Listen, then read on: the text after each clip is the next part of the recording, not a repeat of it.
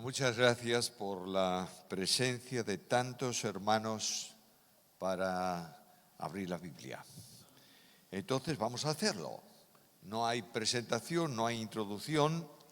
Yo procuro sacar aquí mis notas para por lo menos seguir un orden. Y os invito a una lectura. Vamos a comenzar por una lectura de la profecía de Daniel. Daniel capítulo, ahí tenemos el primer gráfico, capítulo 9 y versículo 25. Vamos a leer desde el 25 hasta el 27. Y dice así la palabra del Señor. Sabe pues y entiende que desde la salida de la orden para restaurar y edificar Jerusalén hasta el Mesías príncipe habrá 7 semanas y 62 semanas. ¿Cuánto es eso? 7 y 62, 69. Bueno, los judíos contaban el tiempo de una forma un tanto especial, 69 semanas. Se volverá a edificar la plaza y el muro, pero esto en tiempos angustiosos. Y después de las 62 semanas se quitará la vida al Mesías y no por él mismo. Y el pueblo de un príncipe que ha de venir destruirá la ciudad y el santuario. Su fin será una inundación y hasta el fin de la guerra durarán las devastaciones. Notad ahora este otro versículo. Y hará que se concierte un pacto con muchos por una semana. Llega el pasaje. El profeta Daniel recibe de parte de Dios una panorámica del tiempo. Y le dice, entiende Daniel, que hay 70 semanas, porque aunque son 62 más 7 y luego otras 70 semanas, establecidas en relación con tu pueblo. Y la primera de las 70 semanas va a comenzar con la orden de restaurar y edificar Jerusalén. Hay 2 decretos en el tiempo de Daniel que tienen que ser considerados. Uno está la autorización de Nabucodonosor, en donde se le permite, Ciro, se le permite también hacer ¿qué cosa? Edificar el templo. ¿Empieza ahí? No. Es el decreto de Artajerjes que permite edificar la ciudad y el muro. En ese momento comienza a medirse ¿qué cosa? Las 70 semanas. Y dice el texto bíblico a Daniel que cuando llega la semana 69 se va a evidenciar la presencia del Mesías. ¿Cómo le llama aquí? 26. Después de las 62 semanas se quitará la vida ¿a quién? Luego, la semana 69 se completa con la entrada de Jesús, ¿en dónde? En Jerusalén. De modo que y esto históricamente hablando es así, desde el principio hasta ese tiempo, 69 semanas. ¿Cuándo va a comenzar a contarse esa última semana? ¿Cuando la iglesia sea arrebatada? Bueno, yo creo que la iglesia va a ser arrebatada, pero el tiempo de esa última semana no está vinculado con el arrebatamiento de la iglesia. ¿Qué dice el versículo 26? Y después de las 62, como hay 7 más 62, es decir, al término de ese tiempo, ¿qué va a ocurrir? Se quitará la vida y un príncipe de un pueblo que ha de venir va a destruir ¿qué cosa? Jerusalén. Por tanto, eso se cumple en el año 70. ¿Notáis esto o no? En el año 70 Roma destruyó Jerusalén y el templo. Versículo 27. Y hará, ¿quién?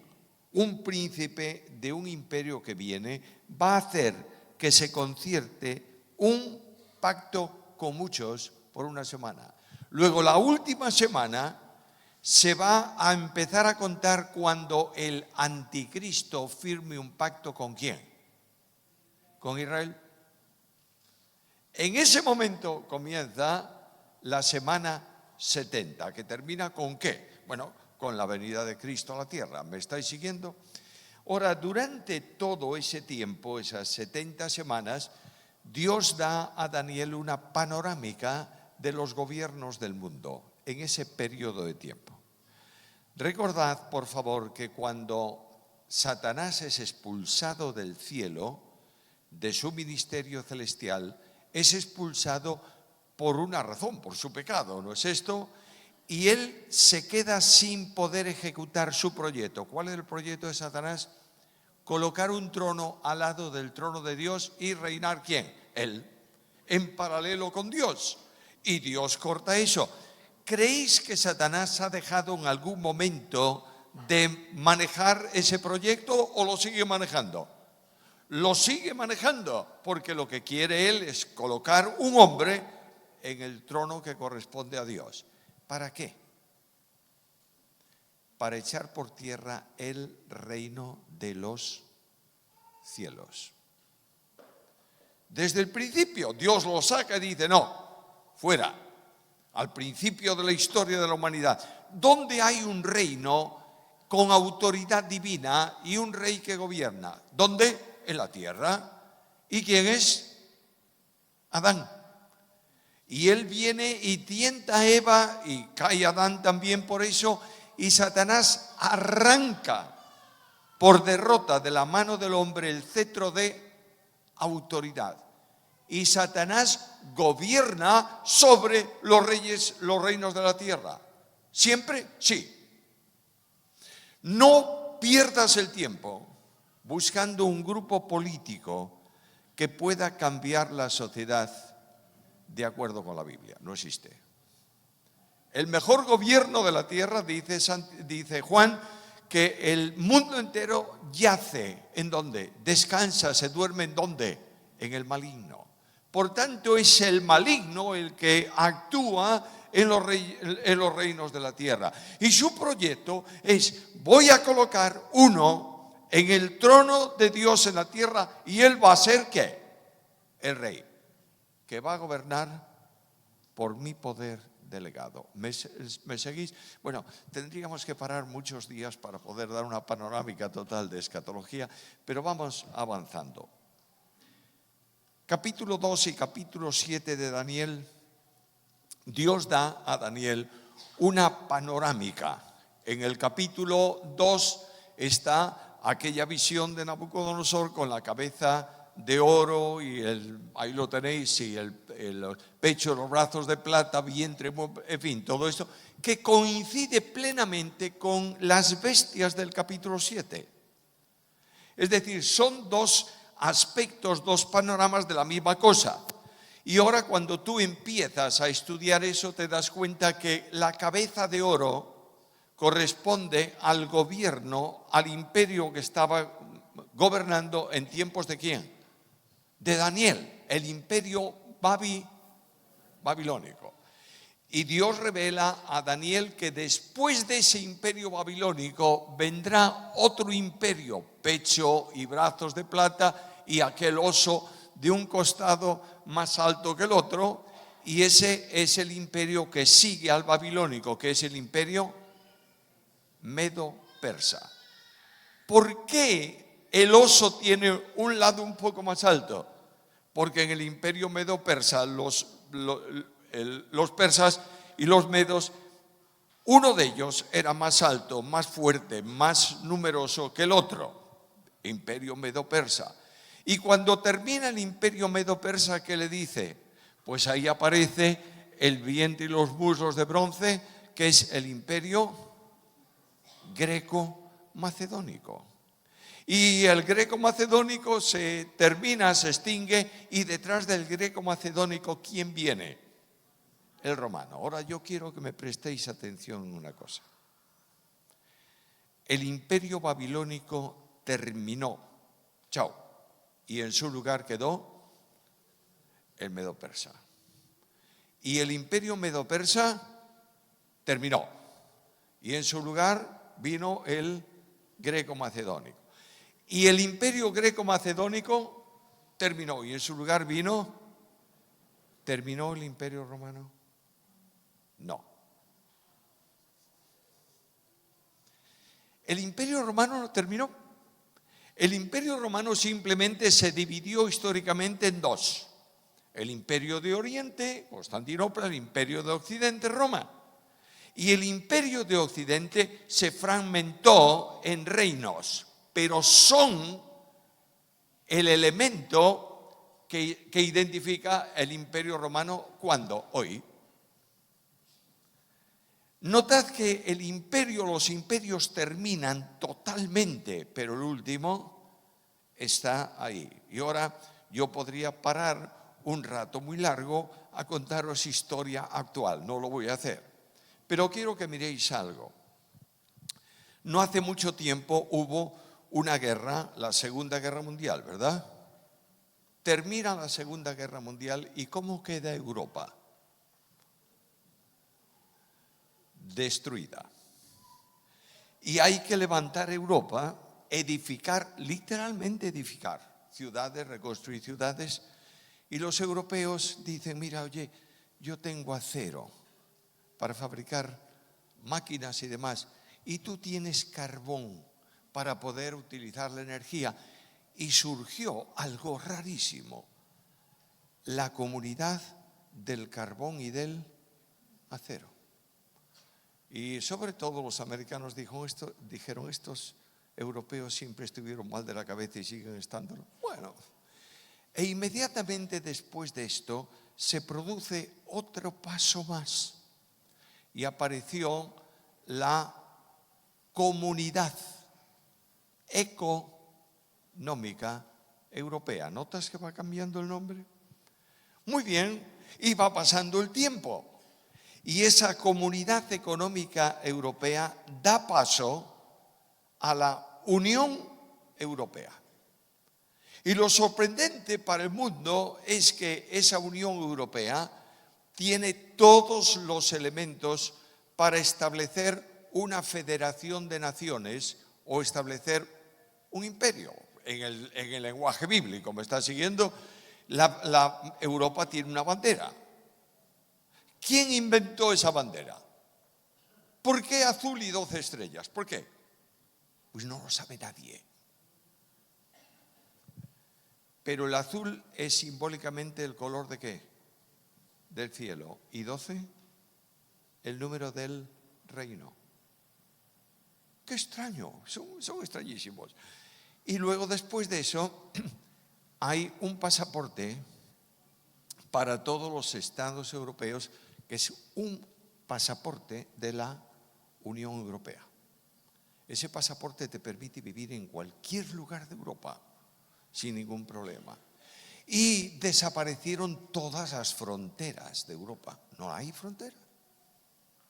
Por eso se vigila tanto la entrada por Madrid o por París, porque una vez que tú estás dentro y te han sellado tu pasaporte, vas ¿a dónde? A donde quieras. Y tú tomas un automóvil en Madrid o en Vigo o en Lisboa y vas cruzando por Europa adelante y lo único que te indica que estás en otro país es que tienes un rótulo en la autopista que te dice Francia. Pero nadie te para, tú sigues adelante. Y los locos de los europeos hicieron algo todavía más tremendo. Una única moneda. Cuando comenzó el euro, los economistas americanos dijeron, esa moneda no dura ni 5 años. Es la moneda más fuerte del sistema económico mundial.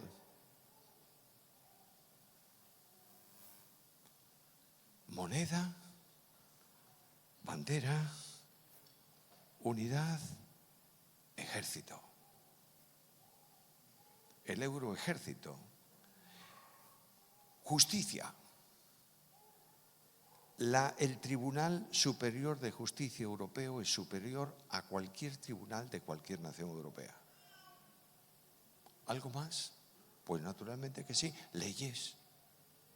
Si España legisla que puede, no sé, sembrar o vender o quitar el agua, ese fue el lío último. Vamos a regar esta zona. Y el regar esa zona significaba sacar los recursos hídricos de otra. ¿Y qué dijo? Vamos a hacer esta ley. ¿Aprobado por España? Sí. ¿Qué dijo la Comunidad Europea? ¿La Unión Europea? No. ¿Quién gana? La Unión Europea. ¿Os dais cuenta de que Dios está conduciendo todo esto conforme a su programa? Aquí tenemos entonces la panorámica de lo que va a ocurrir. Pero lo que sí es cierto es que del Imperio Romano reconstruido va a salir un nuevo rey, que es el anticristo. Por eso cuando tú vas a Apocalipsis, capítulo 12 y capítulo 13, sobre todo, ahí tienes las bestias, ¿verdad? ¿Recordáis esto? Y hay una bestia que sale ¿de dónde? Del mar. Y otra bestia que sale ¿de dónde? De la tierra. Ahora, el mar en la Biblia y en la profecía tiene que ver con las naciones, porque el mar se mueve siempre, es inquieto, y estos son símbolos de las naciones. Pero en cambio, cuando en profecía lees la tierra, se está refiriendo ¿a qué? A la tierra de Israel. Es la tierra. De manera que el anticristo va a salir ¿de dónde? Del mundo occidental. ¿Y el falso profeta? De la tierra de Israel. ¿Me estáis siguiendo? Claro, qué sorpresas más tremendas, pero es que lo que dice la Biblia.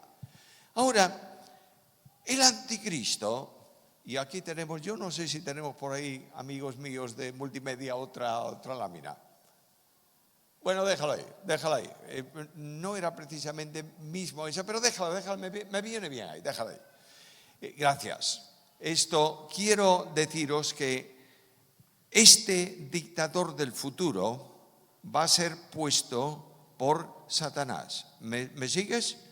Y ahí se dice en la profecía de Daniel que hay un reino con 10 reyes.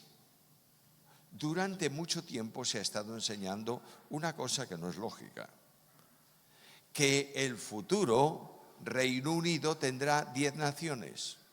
Y hubo una discusión colosal y empezaron a contar.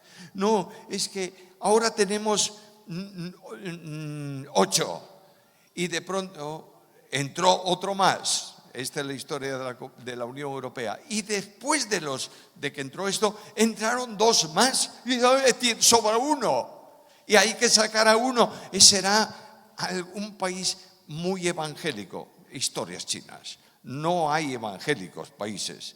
Y hoy tenemos 27. Esto no concuerda con la profecía porque son 10 naciones. No son 10 naciones. Es una nación con 10 gobernadores, 10 ministros, digamos así. Y este anticristo toma, porque se lo entregan voluntariamente, la autoridad de 3. Ejército, economía, religión. Cuando una persona tiene en su mano esos 3 valores, ¿qué es? ¿Un qué? Un dictador. ¿Hace lo que quiere o no? Muy bien. Ahora este dictador, y estoy dando la panorámica, estudiarlo en la Biblia, por favor. Este dictador del futuro va a tener un ayudante de cámara. ¿Sabéis quién es? El falso profeta. Y el falso profeta dice que va a hacer señales milagrosas, todo esto por ahí, Y para controlar el mundo, dice la Biblia que Apocalipsis, que va a grabar en la cabeza o en las manos de la gente un número. ¿Y cuál es el número? 666. ¿Estamos de acuerdo? Bien. ¿Crees que lo va a grabar literalmente? Aquí tenemos ya una polémica colosal. ¿Y para qué lo graba?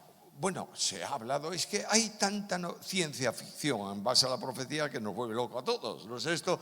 Y ahí sale la noticia mundial. Se ha descubierto, elaborado, establecido, no sé cómo, un chip. ¿Lo oísteis o no? Que nos lo van a poner en la mano y tal, y va a medir.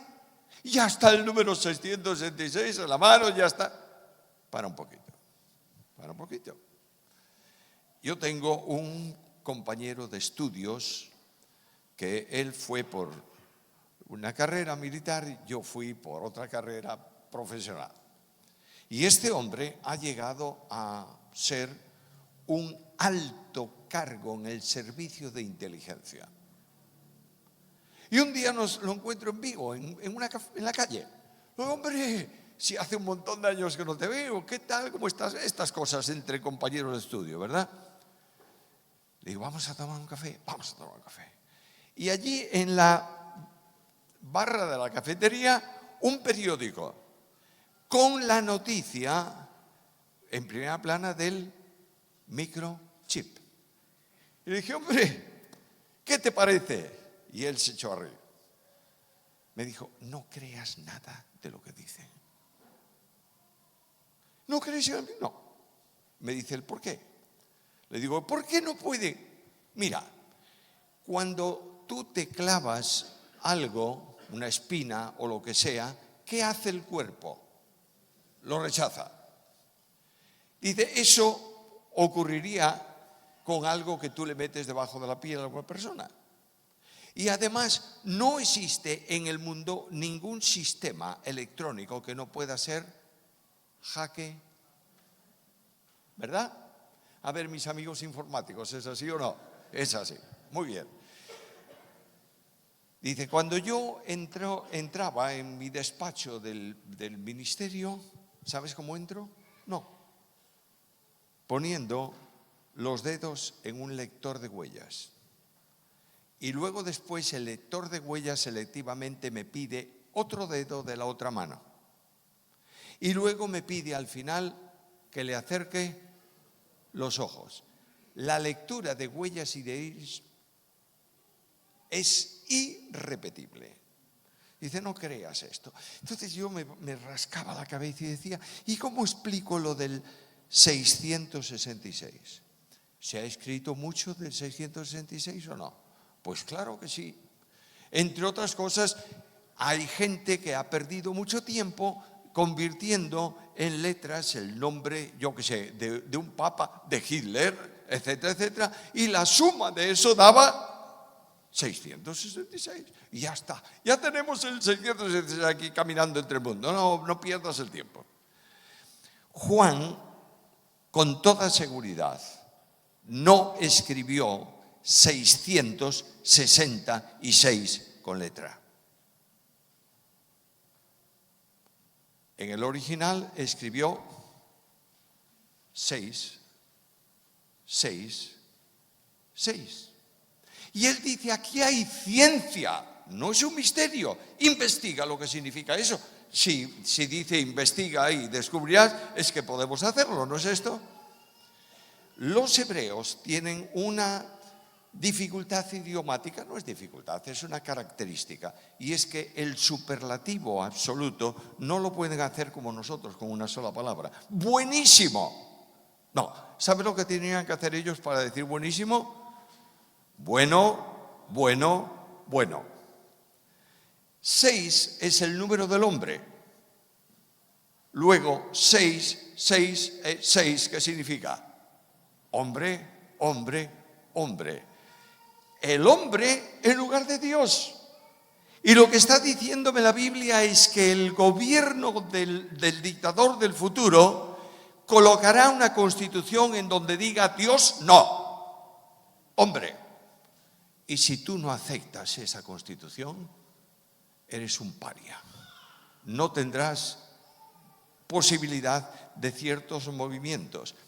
Si el gobierno actual retirase la tarjeta de crédito, ¿sabe lo que pasaría? Se paraba el mundo, al menos el mundo occidental, porque todo el mundo utiliza la tarjeta de crédito, ¿no es esto? Bueno, dejémonos de hablar de tarjetas y de cosas. Lo que yo sé es que la Biblia me revela que hace milagros mentirosos. ¡Ojo! Satanás es mentiroso y hace maravillas y prodigios con su poder que no son de Dios, son de él. ¿Entiendes esto? Y tenemos que tener mucho cuidado con ciertas cosas que se están manifestando por ahí y que se dice que vienen del Espíritu Santo de manera ninguna. Satanás puede hacer prodigios y señales que impactan a la gente. Bueno, ya tenemos ahí. Ahora, ¿qué ocurre?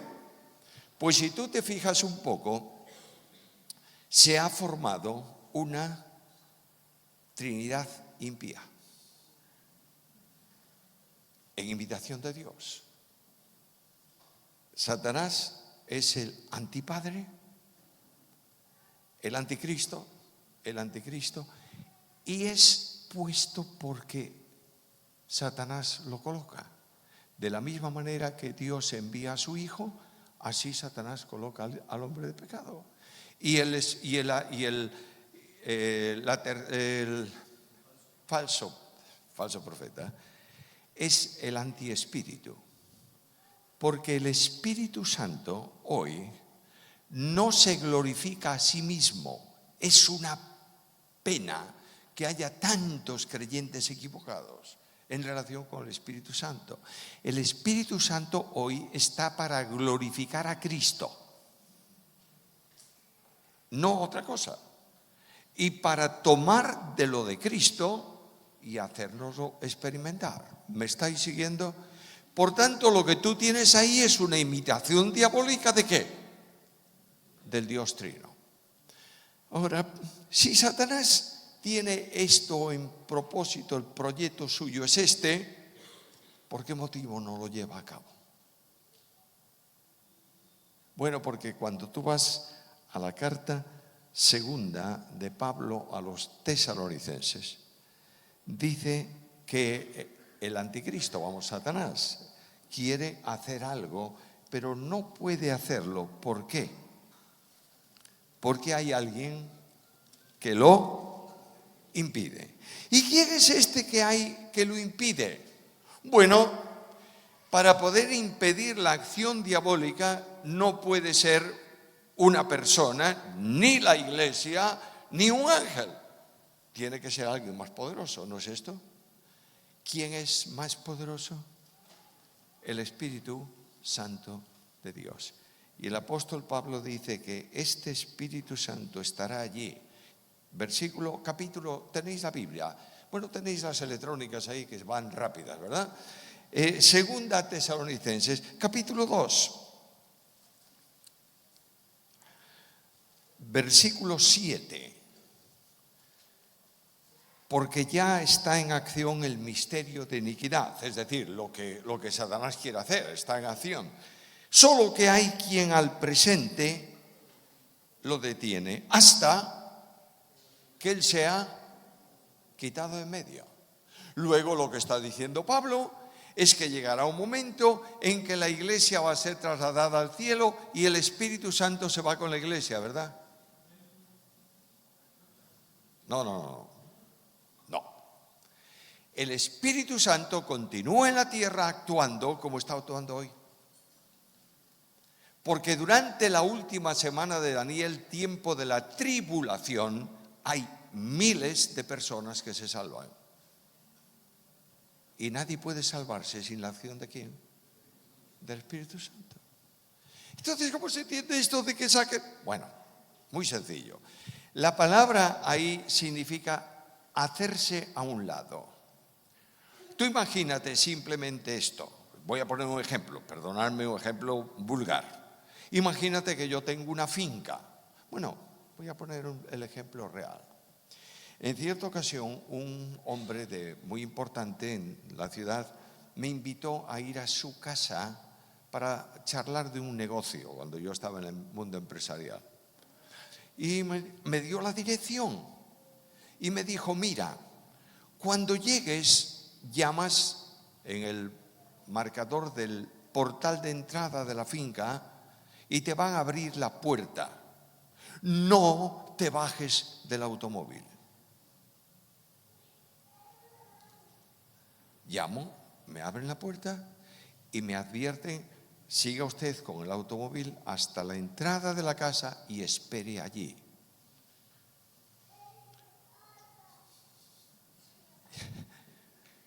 Cuando yo entré, lo primero que vi fueron 3 Doberman, así de grandes. Y nada más parar el automóvil, los 3 alrededor del automóvil. Dije, madre. Y ahí salió un hombre de la casa, les llamó, me dijo, baje. Yo abrí la puerta, bajé, ellos vinieron y me oyeron y se fueron. Y este hombre me dijo, puedes andar por toda la finca, no hay ningún problema. No se te ocurra salir. ¿Qué tuvieron que hacer? Apartarlos. De la misma manera, el Dios Espíritu Santo que está impidiendo el programa diabólico hoy, se hace a un lado. Le dice, siga, y en ese momento Satanás ejecuta su programa. Pero el Espíritu Santo está en la tierra. No se va con la iglesia, por muchas razones. Primero, porque la vida biológica del planeta Tierra está en manos del Espíritu Santo. Y el Salmo dice que Dios le quite el aliento a los animales y ¿qué pasa? Se mueren. ¿Y qué dice más? Envías tu espíritu y renuevas la faz de la tierra. Por otro lado, se va a predicar el Evangelio como nunca en el mundo durante el tiempo de la tribulación. Eso tiene que ver con la elección y puesta en actividad de 144.000, que no son testigos de Jehová. Estos están medios locos con ese número. Bueno, con muchas cosas también. Pero no es eso. Simplemente hay 144.000 del pueblo de Israel que han creído, y que es ese grupo que Dios custodia durante el tiempo de la tribulación, que son enviados a toda la tierra. ¿Para qué? Para predicar el Evangelio. Y miles van a ser salvos por el ministerio de ellos. Pero no pueden ser salvos porque no está la iglesia. Para un poquito, hombre, bájate del carro. Porque la iglesia no es el único grupo de salvación, ¿verdad que no? ¿O antes de la iglesia no hubo salvos? Bueno, hubo salvos. ¿Y después de la iglesia va a haber salvos o no? Pues claro que sí, naturalmente que sí. Porque Dios salva al pecador. ¿Me entiendes esto? Bien. ¿Por dónde voy yo? No sé por dónde voy, pero voy a seguir el gráfico. Durante esa semana final se va a producir un tiempo que conocemos como el tiempo de la tribulación. Y la Biblia habla de ese tiempo, le llama también el día del Señor, el día de Jehová. Ahora, cuando leemos la Biblia en Apocalipsis, dice Juan, estaba en el día del Señor, en Patmos. ¿Y oíste decir alguna vez? Yo lo oí y posiblemente lo dije en algún momento, que Juan estaba en el domingo, el día del Señor. ¿Sí? ¿En qué lugar del Nuevo Testamento se le llama día del Señor al domingo? ¿Cuál? Si me das un texto, Ahora mismo rectifico y pido perdón. Al domingo se le llama domingo, pero no se le llama día del Señor. Y lo que está diciendo Juan es que él estaba en Patmos y tenía rollos de las profecías que hablaban del Yom Yahweh, del día de Dios.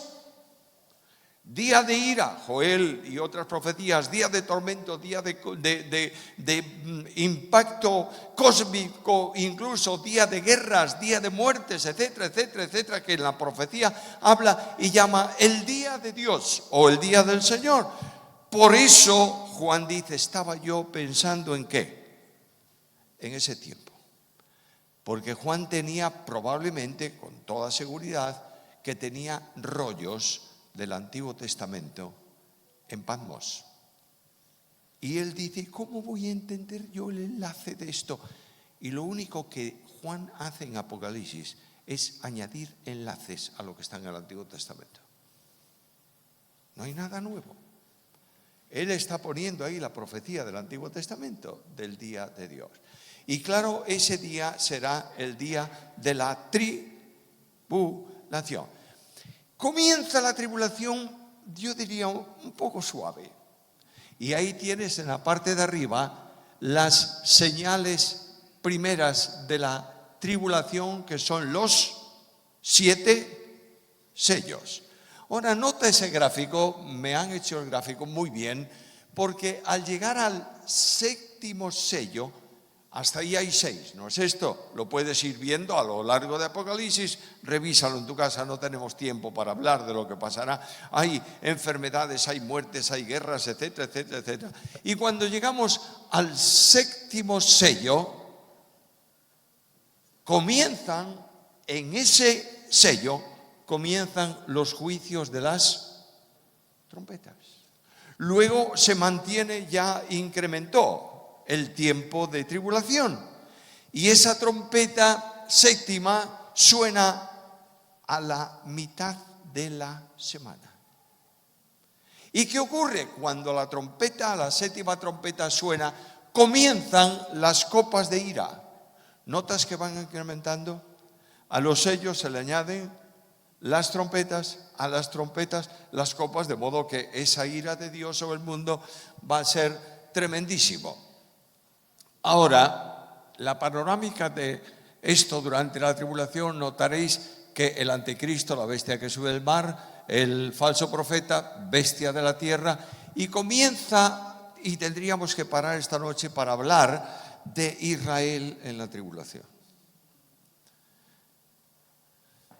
¿Creéis que Israel es el pueblo de Dios? ¿Y que todo Israel será salvo? ¿Qué es el todo Israel?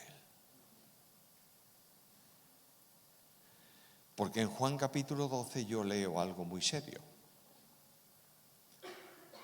No vamos a endurecerlos para que oigan y no entiendan, y no crean y se salven. ¿Lo dice Jesús o no? Sí, Juan capítulo 12. Alguien me ve con unos ojos desorbitados. Vamos a ver que no diga yo herejías.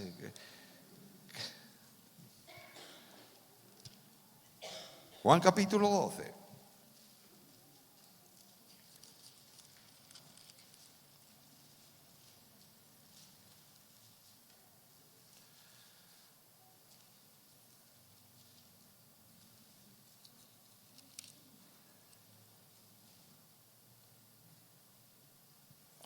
Versículo 37.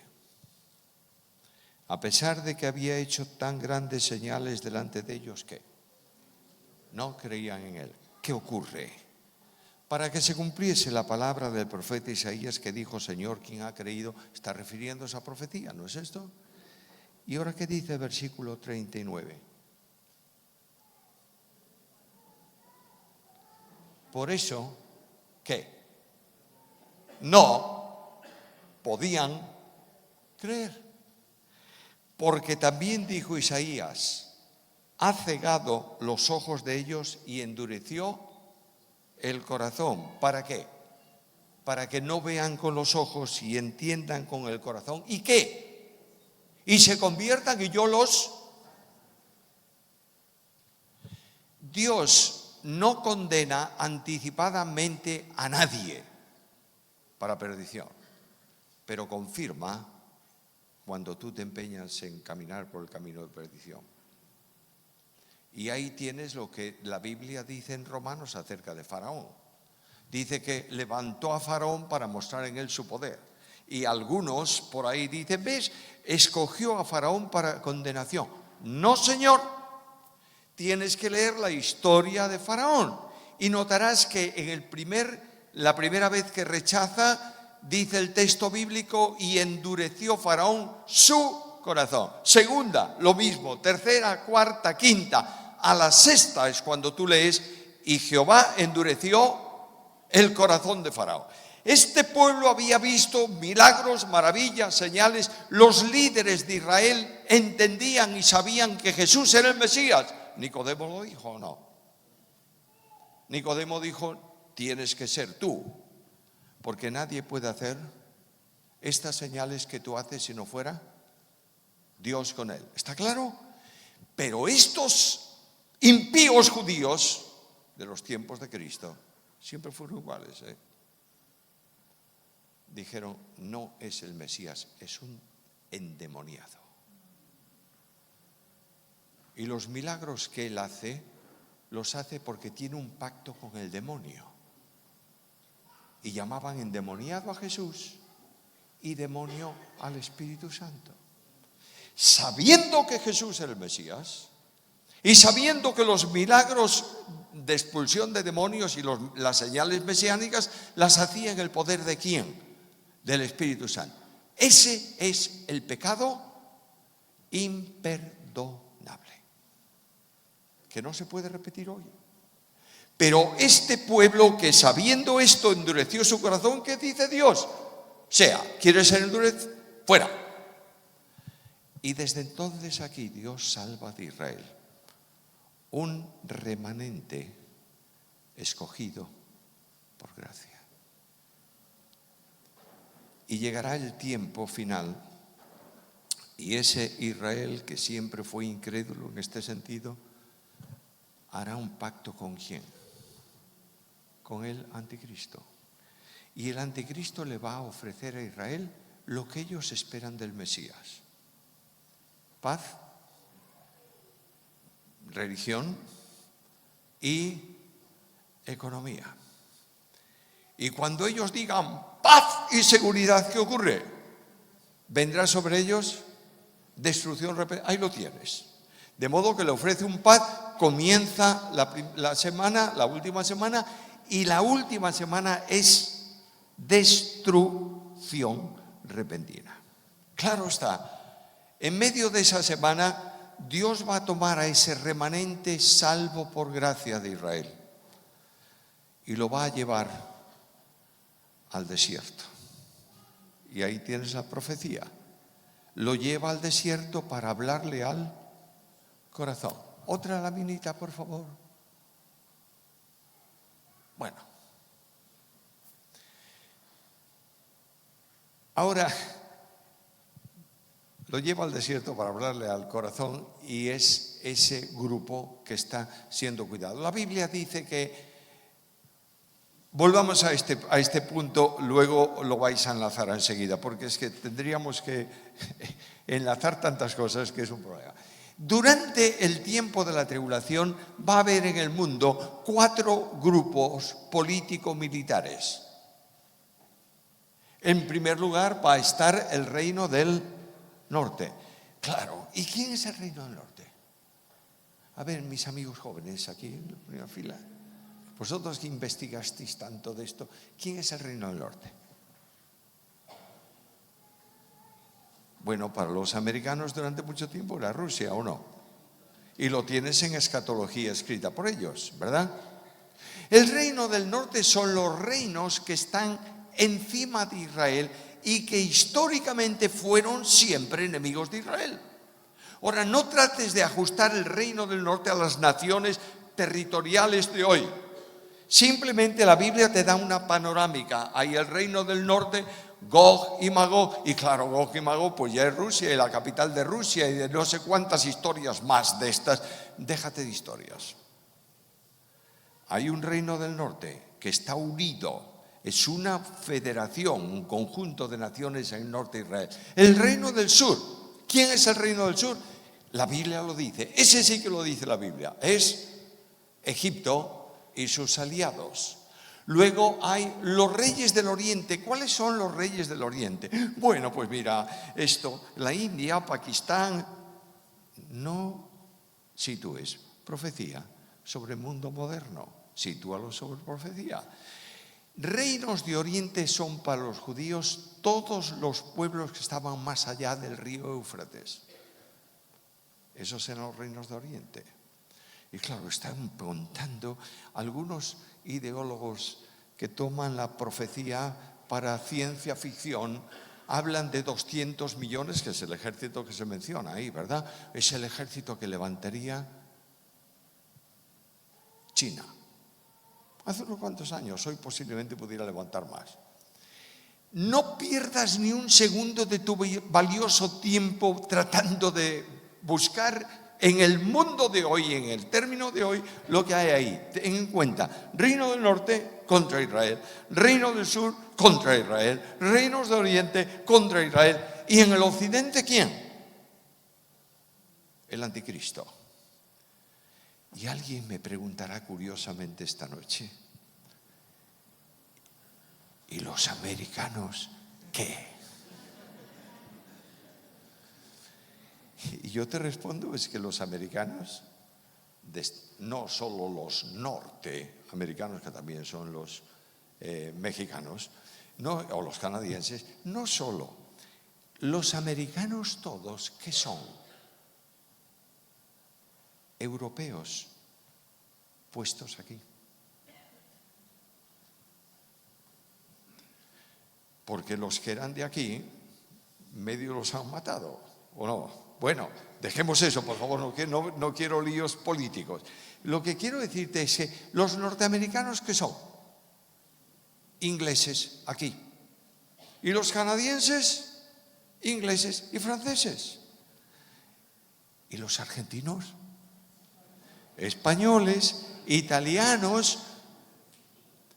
Y los australianos, ingleses allí. Y los neozelandeses, ingleses también. Notas que el mundo occidental gravita en torno a ¿qué? Europa. Reino occidental. Y de pronto comienza la guerra del Armagedón. Pasamos un grafiquito más. Bueno, mencionaba Israel, ¿verdad? Ahí tenéis un gráfico en donde se nota ahí las alas de la gran águila, ¿lo veis? Es decir, va a comenzar la guerra del Armagedón. La guerra del Armagedón no es una batalla, es una guerra que dura 6 años o 7 años. Y en esa guerra de 7 años, el primer movimiento militar tiene que ver con la acción del reino del norte que trata de invadir ¿quién? Israel. Y el reino del sur se une y entran los dos, el del norte por el norte, el del sur por el sur, pero Dios actúa inmediatamente y el reino del norte es destruido por Dios sobre los montes de Israel. Se acabó el reino del norte. ¿Quién queda? El reino del sur. Pero como hay, gracias mi querido amigo por esto, como el reino del sur, como en ese tiempo hay un pacto firmado entre el anticristo y ¿quién? E Israel, aprovechando eso, notad que aquí tenéis los movimientos de la guerra de Armagedón, aquella flechita de color medio burdó o rojito, rosa, lo que te dé la gana. Notas el reino del norte que invade, que ataca desde el norte, y el reino del sur que ataca desde el sur, ¿no es esto? Y ahí tienes las flechas amarillas. ¿Qué hace el anticristo? Dice la profecía que con naves y ejército invade la Tierra Santa. Y cuando ya ha tomado la Tierra Santa, se sienta en Jerusalén. Y extiende sus tiendas, su ejército, desde Jerusalén hasta el mar. Pero se va corriendo detrás del reino del sur, que no ha sido destruido por Dios, sino que está ahí. Y comienza la gran guerra. Hubiera eliminado al reino del sur si no fuera porque de pronto le llama a alguien, perdóname que lo diga así, y dice, oye, que vienen los reinos del oriente contra ti. Y Dios actúa y dice el texto bíblico que el Éufrates se seca para dejar paso a los reyes de oriente. Bueno, si es sequía absoluta o relativa, me da lo mismo. Lo que sí sé es que Dios prepara un camino y los reinos de oriente vienen para cuestionar o pelearse ¿con quién? Con el único poder político militar que queda, que es el reino del anticristo. Y de pronto, ¿quién actúa? Satanás. Y dice que envía embajadores como ranas. Los compara. Es que la Biblia compara las cosas como tú, para que entiendas algo de lo que... Y una rana, ¿tú has intentado agarrar una rana? Sí, inténtalo, pero vas a ver cómo se te escapa. Primero salta y no la... Y si la agarras es viscosa y se te escapa de la mano. Lo que está diciendo es que se pone en funcionamiento un sistema para que se llegue a una conclusión entre el reino occidental y los reyes de Oriente. ¿Sabes cuál es? El problema no lo tenemos vosotros y nosotros. El problema lo tenemos nosotros, ¿con quién? Con Dios, con Cristo. Bueno, yo no quiero especular esto, por favor, no quiero, es muy malo especular en profecía, pero yo quiero preguntarte, cuando Cristo venga y lleve la iglesia y desaparezcan del mundo unos cuantos millones, ¿habrá que dar una explicación al mundo o no? Pues claro que sí. ¿Tú te das cuenta que cada vez es más insistente la idea de los ovnis? No hay mejor explicación que vinieron los ovnis y se los han llevado. Luego el problema no es nuestro aquí, es contra ese que está arriba. Bueno, no especules que Peremillo dice que son los ovnis los que... No. Estoy poniendo un simple ejemplo, una ilustración. Ahora, el problema está ahí arriba porque Dios va a manifestar el glorioso Señor. Y el Salmo 2 que dice, los reyes de la tierra se juntan para luchar ¿contra quién? Contra Jehová y contra su ungido. Y cuando esto se produce, ¿qué ocurre?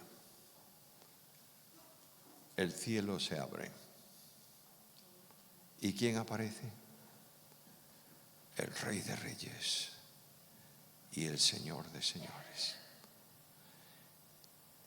Dios ha ido conduciendo a los ejércitos de la tierra del oriente y del occidente a un lugar geográfico. Lo dice el texto bíblico.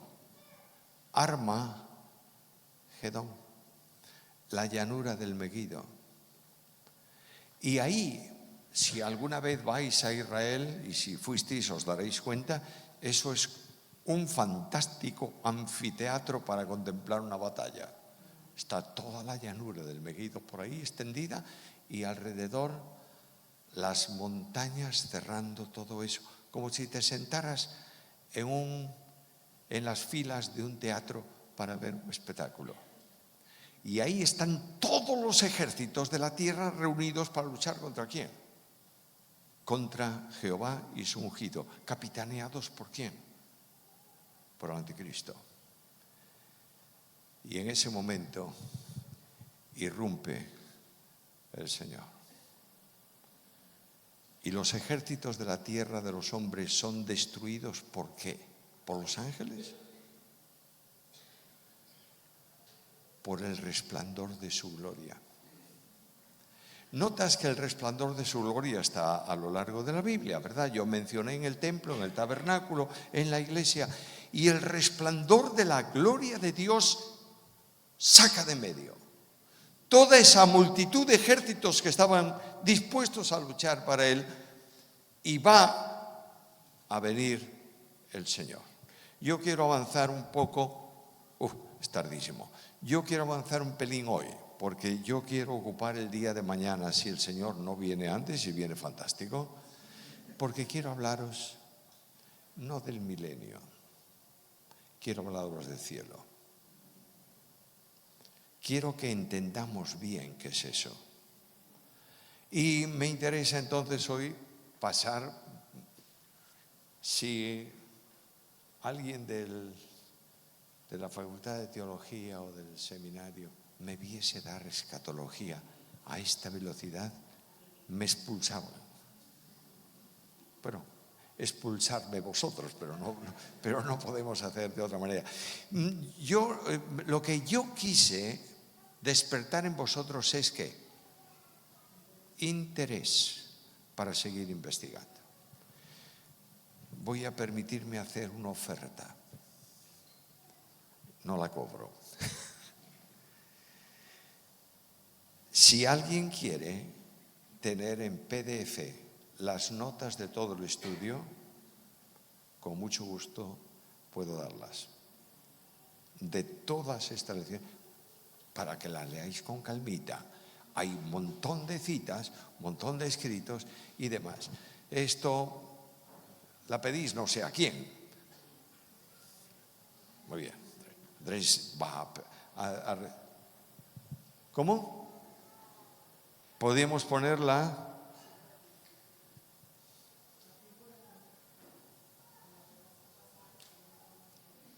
Bueno, ya pondremos, mañana voy a poner, ya está. Mañana voy a poner una dirección, pero le pedís a este hombre, que lo conocéis bien, ¿verdad? Que no dé relación ninguna. Yo le voy a mandar en PDF todas las notas y luego tú las distribuyes al que sea bueno para ti. Los otros no tienen notas. Ponemos otra lámina, por favor. Bueno, esta es la última. Ahí hay una panorámica general que la quiero recordar mejor el último día. Gracias, lo sacamos porque es que tengo todo eso en la cabeza y no sé cuáles son las láminas. Quiero deciros que el Señor desciende del cielo a la tierra y esa es la segunda venida. Hay que distinguir arrebatamiento de la iglesia y segunda venida. En el arrebatamiento de la iglesia, Cristo viene a buscar a la iglesia y el encuentro es en el aire. Pero ahora el Señor desciende del cielo y pone sus pies en el monte ¿de qué? De los Olivos. Donde subió, desciende. La orografía de Israel es una cadena de norte a sur. El Jordán discurre ¿cómo? No de este a oeste, de norte a sur. ¿Y el Jordán termina en dónde? En el Mar Muerto. Y de pronto los pies de Cristo pisan el monte y se abre un valle de este a oeste. Lo dice la profecía. Y en ese valle grande, nuevo, de este a oeste, Cristo va a juzgar a las naciones de la tierra. Y a los judíos no salvos. Y los no salvos van a ser echados ¿dónde? En las tinieblas de afuera. Ahora, ¿qué problema? Yo siempre quiero generar problemas. Es mi delicia generar problemas. Dos mujeres estarán en un molino. La una será y la otra no está hablando de iglesia. De manera que en la panorámica de segunda venida y de salvos de la segunda venida, los que son tomados no van al cielo, a las tinieblas de afuera. Y los que son dejados quedan para entrar en el reino milenial de Cristo. ¿Notáis esto? Porque si le das vuelta, entonces sí que tienes un problema. Las 10 vírgenes no representa para nada a la Iglesia, sino que representa al Israel salvo y al Israel no salvo. El Israel salvo tiene aceite y entra con el esposo a la cena de las bodas, al milenio. Y el Israel no salvo, que no tiene aceite, queda fuera. ¿En dónde? En las tinieblas de afuera. Estudiemos la Biblia como la Biblia dice, no como yo quiero que diga. ¿Está claro? Por tanto, hay una limpieza preparatoria. ¿Para qué? Para la entrada del milenio. Y esa época del milenio va a ser un tiempo fantástico, donde Satanás va a estar atado. Estaba una vez en una conferencia y en un seminario, y delante de mí había un grupo de amilenaristas. No creen en el milenio. Eso ya se cumplió. La gran tribulación ya pasó. Ya fue en tiempo de los romanos. Y el anticristo que se sienta en el trono, eso fue la imagen de Zeus puesto por los romanos en el templo de Jerusalén. Bueno, déjalos en paz, pobrecitos. Hablé y de pronto un joven, sí, dígame, explíqueme de qué material es la cadena con que va a ser atado Satanás.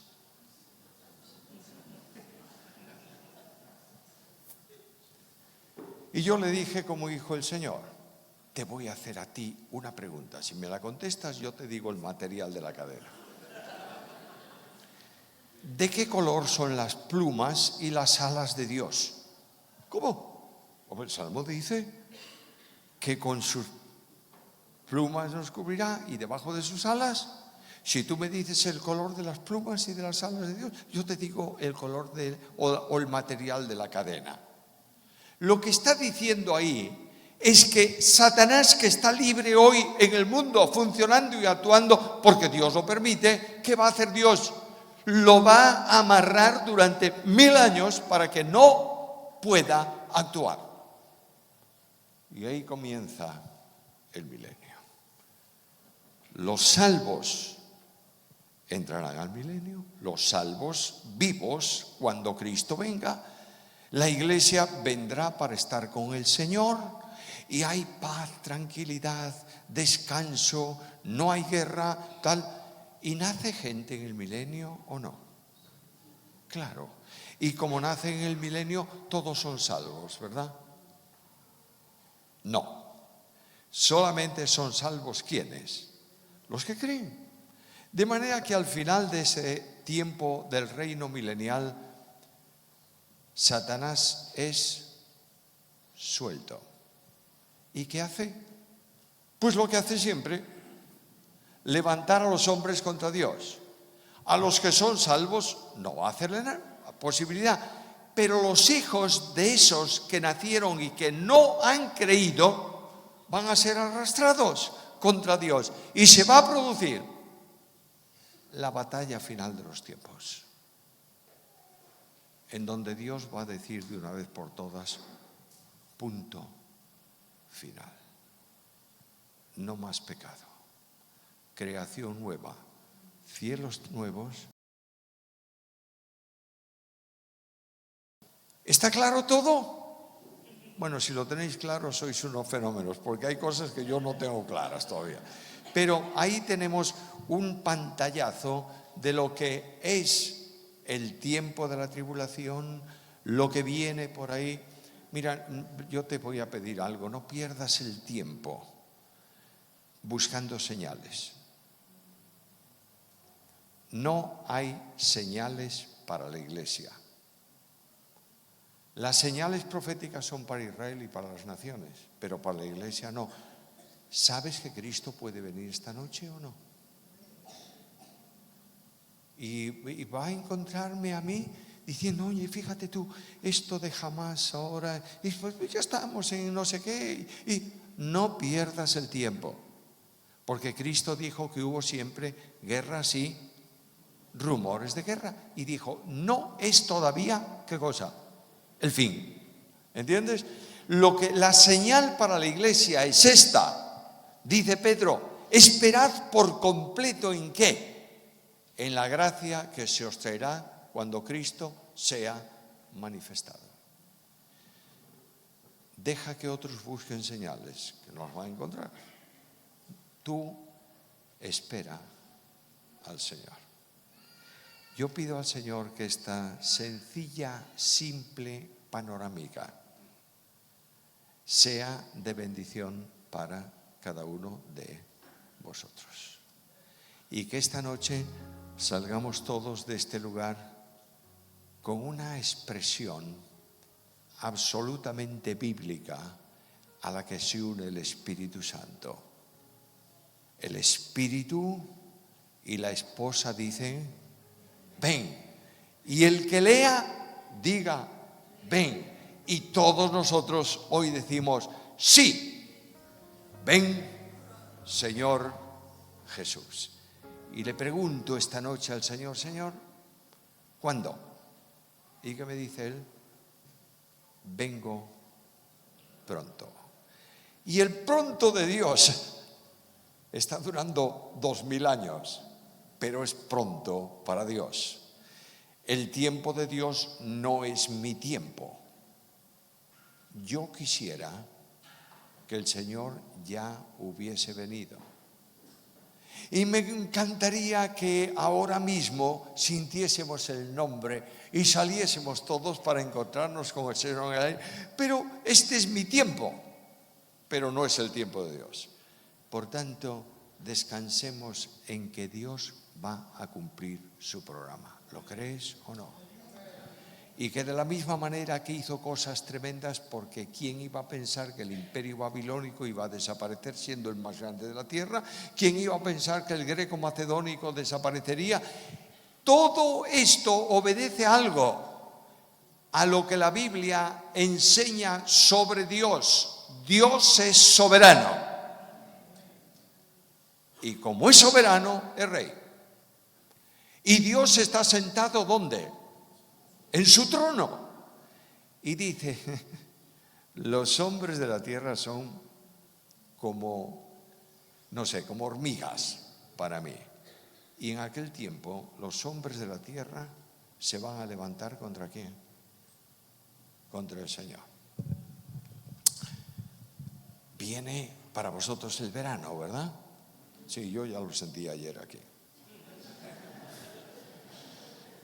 Ayer tuvimos aquí más calor que el día más caluroso de la historia del verano en Galicia. Bueno, bien. Cuando viene el verano, salimos al campo. Y tú te fijas en el campo que entre la hierba hay una especie de caminito, estrechito. Oye, ¿quién hizo ese camino? Te acercas al camino y ¿sabes lo que corre por ese camino? Las hormigas. Ahí las hormigas trabajaron como locas y despejaron un camino. Y yo voy caminando por ahí y digo, ¿y qué camino? Y de pronto la hormiga jefa me chilla, imagínate que pudiésemos ser ahora. Y dice, por aquí no se puede pasar. Y tú le dices, ¿cómo? No se puede pasar. ¿Y quién lo dice? Lo digo yo. Y si tratas de pasar, voy a traer a todas las hormigas y vas a ver tú. Y yo digo, bueno, me agacho y le hago ¡zas! Y la hormiga jefa aparece en la finca de al lado. Y ella dice, ¿qué hiciste? Hice lo que tengo que hacer porque aquí mando yo. Yo soy el que paso porque tengo... Ahí tienes a las hormigas del mundo levantándose contra Dios y diciendo, tú no. Y él dice, para un poquito. porque yo soy el soberano. ¿Crees en la soberanía de Dios o no? ¿Seguro? Dios es soberano en su propósito, en su determinación, en su ejecución y en su término. Porque Dios es soberano.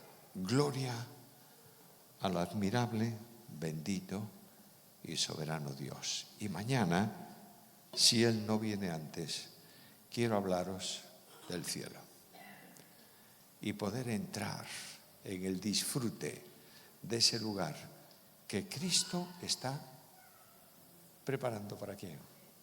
Para nosotros. Permíteme decir solo una cosa más.